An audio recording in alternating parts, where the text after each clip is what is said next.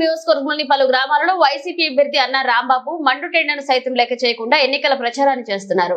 ఈ సందర్భంగా ఆయన మాట్లాడుతూ ఒక్కసారి ప్రజలందరూ కూడా ఆలోచించాలన్నారు. ఎన్నో రకాల సంక్షేమ అభివృద్ధి కార్యక్రమాలు చేసి మీ అందరికీ సంతోషాన్ని నింపిన జగన్ సీఎం కావాలో లేక ఓట్లు వేయించుకుని ఎన్నికలు అయిపోయాక మనల్ని పట్టించుకొని చంద్రబాబు కావాలో ఆలోచించాలన్నారు. ఎవరూ పట్టించుకోవడం లేదని, అందుకే ఏదో విధంగా మిమ్మల్ని నమ్మించే విధంగా ఆయన మేనిఫెస్టో ఆయన మాటలు ఉన్నాయని దయచేసి అందరూ గమనించి ఓటు వేయాలని కోరారు. కార్యక్రమంలో మాజీ ఎమ్మెల్యే జంకే వెంకటరెడ్డి, నాయకులు, కార్యకర్తలు, మహిళలు పాల్గొన్నారు. గ్రామ పెద్దలకు, సోదరులకు, సోదరిమణులకు, వైఎస్ఆర్ కాంగ్రెస్ పార్టీ నాయకులకు, కార్యకర్తలకు, అభిమానులకు అందరికీ కూడా ముందుగా నా హృదయపూర్వక నమస్కారాలు. గౌరవ ముఖ్యమంత్రి వర్యులు వైఎస్ఆర్ కాంగ్రెస్ పార్టీ అధ్యక్షులు శ్రీ వైఎస్ జగన్మోహన్ రెడ్డి గారి ఆశీస్సులతో ఇప్పటి వరకు గిద్దలూరు ఎమ్మెల్యేగా ఉన్నటువంటి నేను మార్కాపూర్ నియోజకవర్గ ఎమ్మెల్యే అభ్యర్థిగా పోటీ చేస్తా ఉన్నాను. ఈ నెల 13వ తేదీ జరిగేటువంటి సార్వత్రిక ఎన్నికల్లో ఎమ్మెల్యే అభ్యర్థిగా అన్నా రాంబాబు అనేటువంటి నేను పోటీ చేస్తా ఉన్నాను. పెద్దలు చెవిరెడ్డి భాస్కర్ రెడ్డి గారు ఒంగోలు ఎంపీ అభ్యర్థిగా పోటీ చేస్తా ఉన్నారు. వైఎస్ఆర్ కాంగ్రెస్ పార్టీ గుర్తైనటువంటి ఫ్యాన్ గుర్తుపై మీకు ఒక్కొక్కరికి ఉన్నటువంటి మీ అమూల్యమైనటువంటి 2 ఓట్లని, ఒకటి చెవిరెడ్డి భాస్కర్ రెడ్డి గారి ఫ్యాన్ గుర్తుపైన, మరొకటి అన్నా రాంబాబు ఫ్యాన్ గుర్తుపైన వేయించి మా ఇద్దరిని గెలిపించి మీకు సేవ చేసే అవకాశం కల్పించమని చేతులెత్తి నమస్కరిస్తూ మీ అందరికీ కూడా విజ్ఞప్తి చేస్తా ఉన్నా. గత 50 సంవత్సరాలుగా మార్కాపురంలో నేను నివాసం ఉంటూ గత 15 సంవత్సరాలుగా గిద్దలూరు నియోజకవర్గ ప్రజలకు సేవ చేస్తూ గిద్దలూరు నియోజకవర్గ ప్రజల ఆశీస్సులతో 2 పర్యాయాలు శాసనసభ్యుడిగా గిద్దలూరు నుంచి గెలిచి జగనన్న ఆదేశాల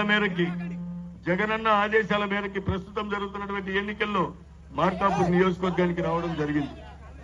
మార్కాపూర్ నియోజకవర్గంలో ప్రస్తుత శాసనసభ్యుడిగా ఉన్నటువంటి సోదరుడు కుందూరు నాగార్జున రెడ్డి గారు గిద్దలూరు నియోజకవర్గానికి జగనన్న ఆదేశాల మీదుగా వెళ్లడం జరిగింది. జగనన్న ఆలోచన విధానం ఒకటే, ఎక్కడైనా సరే ఇక్కడి నుంచి అక్కడికి, అక్కడి నుంచి ఇక్కడికి పంపించినప్పటికీ కూడా బలమైనటువంటి వైఎస్ఆర్ కాంగ్రెస్ పార్టీ నాయకులు, కార్యకర్తలు, అభిమానులు, ప్రజలు ఉన్నారు. వాళ్ళు ఖచ్చితంగా ఆశీర్వదించి ఇద్దరిని కూడా అక్కడ ఇక్కడ గెలిపిస్తారు అన్నటువంటి మీ మీద ఉన్నటువంటి నమ్మకంతో మీ దగ్గరికి మా ఇద్దరిని కూడా అటు ఇటు మార్చడం జరిగింది. పెద్దలారా, ఒక్కసారి ఆలోచన చేయండి.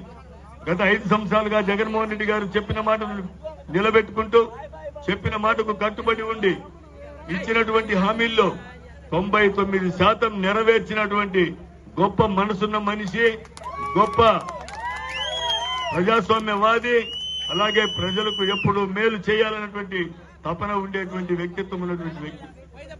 ఆలోచన చేయండి.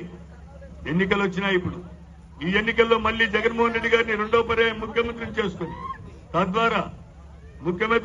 తద్వారా మనకి ఇంకా మంచి సంక్షేమ పథకాలు అందేలాగా, మన ప్రాంతాల అభివృద్ధి చెందేలాగా మీ అందరి యొక్క ఆశీస్సులు, జగనన్న ఆశీస్సులతో మీ దగ్గరికి వచ్చినటువంటి అన్నా రాంబాబుకు, చెవిరెడ్డి భాస్కర్ రెడ్డి గారికి ఇవ్వండి అని చెప్పేసి కోరుతా ఉన్నాం. అదే చంద్రబాబు నాయుడు గారిని తీసుకున్నట్లయితే 2014వ సంవత్సరంలో జరిగినటువంటి ఎన్నికల్లో నాకు అధికారం ఇచ్చినట్లయితే ప్రజలకు ఇవన్నీ కూడా చేస్తాను, ఈ సంక్షేమ పథకాలు అందిస్తాను అని చెప్పేసి మనందరికీ కూడా మేనిఫెస్టో రూపంలో హామీ ఇవ్వడం జరిగింది. అధికారం చేపట్టినాడు. అధికారం చేపట్టిన తర్వాత ఈ ప్రజలకు ఇచ్చినటువంటి హామీలన్నీ కూడా మర్చిపోయి ప్రజలను మోసం చేసి, ప్రజల్ని మభ్యపెట్టి మోసం చేసి ఏ ఒక్కటి కూడా నెరవేర్చలేదు అనేది కూడా మనందరం గుర్తుంచుకోవాలనేది కూడా, గుర్తు తెచ్చుకోవాలనేది కూడా వివరిస్తా ఉన్నాం. డ్వాక్రా మహిళలకు రుణమాఫీ చేస్తానడు, రైతులకు రుణమాఫీ చేస్తానడు, ఇంటికి ఒక ఉద్యోగం ఇస్తానడు, ఉద్యోగం ఇవ్వకపోతే 2000 వృత్తి ఇస్తానడు, ఇల్లు లేని వారికి 3 సెంట్ల స్థలం ఇచ్చి సొంత ఇల్లు కట్టిస్తానడు, బ్యాంకులో ఉన్నటువంటి బంగారం తెప్పించిస్తానడు. ఇట్లా ఎన్నెన్నో, అమ్మాయి పుడితే 25,000 రూపాయలు బ్యాంకులో డిపాజిట్ చేస్తానడు. ఇవన్నీ చెప్పినాడు, అని ఏ ఒక్కటి కూడా చేయలేదు అనేది కూడా గుర్తుపెట్టుకోవాలి. మనం చెప్పిన మాట మీద కట్టుబడి మాట మీద నిలబడేటువంటి వ్యక్తిత్వం ఉన్నటువంటి వ్యక్తి జగన్మోహన్ రెడ్డి గారు. చెప్పిన మాటను మర్చిపోయి ప్రజలు మోసం చేసేటువంటి వ్యక్తి చంద్రబాబు నాయుడు గారు. అలాగే ఈ రోజు మళ్ళా వస్తా ఉన్నాడు. ఎన్నెన్నో హామీలు తీసుకొని వస్తా ఉన్నాడు. ఎన్నో హామీలు ఇస్తా ఉన్నాడు. నిన్న మోసం చేసిన వ్యక్తి రేపటి రోజు కూడా మోసం చేయడనేటువంటి గ్యారంటీ ఏం లేదు.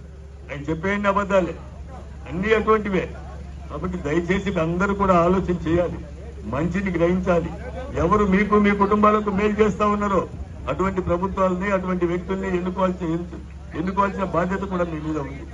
గత 15 సంవత్సరాలుగా నేను గిద్దలూరు నియోజకవర్గ రాజకీయాల్లో ఉన్నా.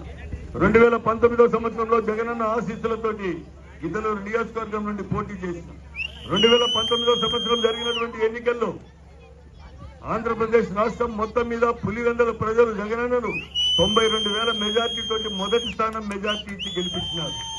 అదే గిద్దలూరు నియోజకవర్గ ప్రజల ఆశీస్సులు, జగనన్న బొమ్మతో పోటీ చేసిన నాకు గిద్దలూరు నియోజకవర్గ ప్రజల ఆశీస్సులు, వైఎస్ఆర్ కాంగ్రెస్ పార్టీ నాయకుల కార్యకర్తల కృషితోటి ఆయన తర్వాత స్థానం 81,500 మెజార్టీ తోటి నన్ను గెలిపించినారనేది కూడా మీకు వివరిస్తా ఉంది.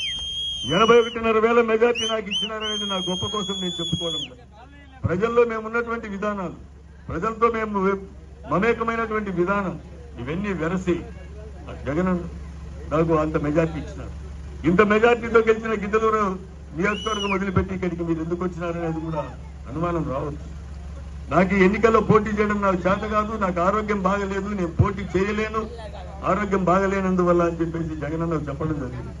కానీ జగనన్న పిలిచి కుదరదు, మీలాంటి వాళ్ళు రాజకీయాల్లో కొనసాగాలి, నైతిక విలువలు ఉన్నటువంటి వ్యక్తి మీరు, ఖచ్చితంగా సమాజం యొక్క మేలు కోరుకునేటువంటి వ్యక్తులు మీరు, కాబట్టి మీరు ఖచ్చితంగా ఉండాల్సిందే అను. యువకుడైన నాగార్జున మార్కాపూర్ నుండి గిద్దలూరు వెళ్తాడు, మీరు మార్కాపూర్ లో ఉంటున్నారు కాబట్టి మీరు ఇక్కడి నుంచి పోటీ చేయాల్సిందేనని చెప్పి చెప్పడం జరిగింది. నాయకుడి ఆదేశాలను శిరసా వహిస్తూ నాయకుడి ఆజ్ఞ ప్రకారం ఒక క్రమశిక్షణ కలిగినటువంటి కార్యకర్తగా ఈ గిద్దలూరు నియోజకవర్గం నుండి మార్కాపూర్ నియోజకవర్గం వచ్చి పోటీ చేయడం జరిగింది. దయచేసి గమనించండి, ఈ రోజు తెలుగుదేశం పార్టీ తరఫున పోటీ చేస్తున్నటువంటి కందుల నారాయణ రెడ్డి గారిని, అన్నా రాంబాబును ఇద్దరిని కూడా పోల్చుకోండి. ఎవరు ప్రయోజనం, ఎవరి వల్ల ఈ సమాజానికి ఉపయోగం జరుగుద్ది,